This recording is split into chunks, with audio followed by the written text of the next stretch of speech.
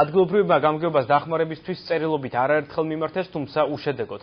მოსახლეობამ გზის რეაბილიტაციის მოთხოვნით გამგეობის შენობასთან აქცია გამართა. თემაზე ქეთი არჯევანძე მუშაობდა.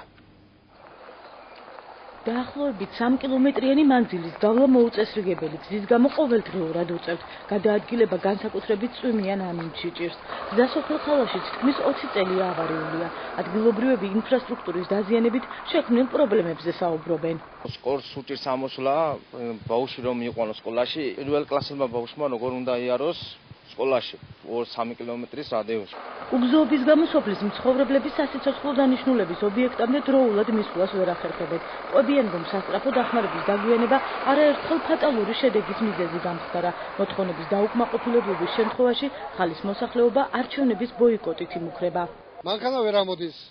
თუ ვინმეს თუ არ მოვა, ჩვენი მანქანით უნდა მოვიყვანოთ, ჩვენი ვაჭამოთ ვასვა, ჩვენი მანქანით უნდა შევიყვანოთ ისევ ცენტრში. სკორი ვერ დადის, სუბუგი მანქანა ვერ დადის.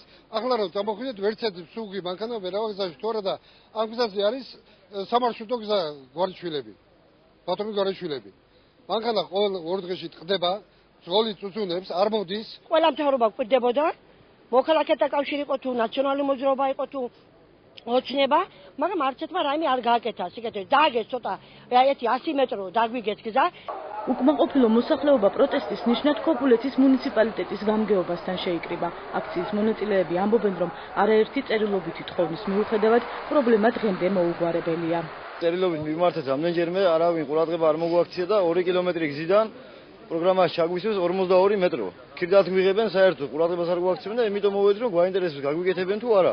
აქციის მონაწილეებს მოგვიანებით ქობულეთის გამგებლის მოვალეობის შემსრულებელი შეხვდა და მათი პრეტენზიები პირადად მოისმინა. გიორგი რომანაძის ინფორმაციით მუნიციპალური პროგრამის თანახმად მიმდინარე წელს გზის დაახლოებით 200 მეტრიანი მონაკვეთის რეაბილიტაცია იგეგმება. სოფლის მხარდაჭერის პროგრამით არის გარკვეული ნაწილი, რომელიც დაისხმება დაახლოებით 60 მეტრამდე. ასევე აჭარის ავტომობილური გზების დეპარტამენტის მიერ მაგ მიმართულებით იგება სადღაც 150 მეტრამდე.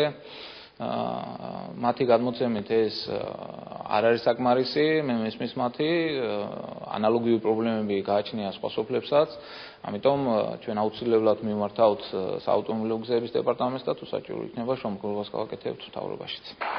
ამ ეტაპზე უცნობია, როდის შედგება აჭარის საგზაო დეპარტამენტსა და ადგილობრივ გამგეობას შორის მოლაპარაკება და ექნება თუ არა მას კონკრეტული შედეგი.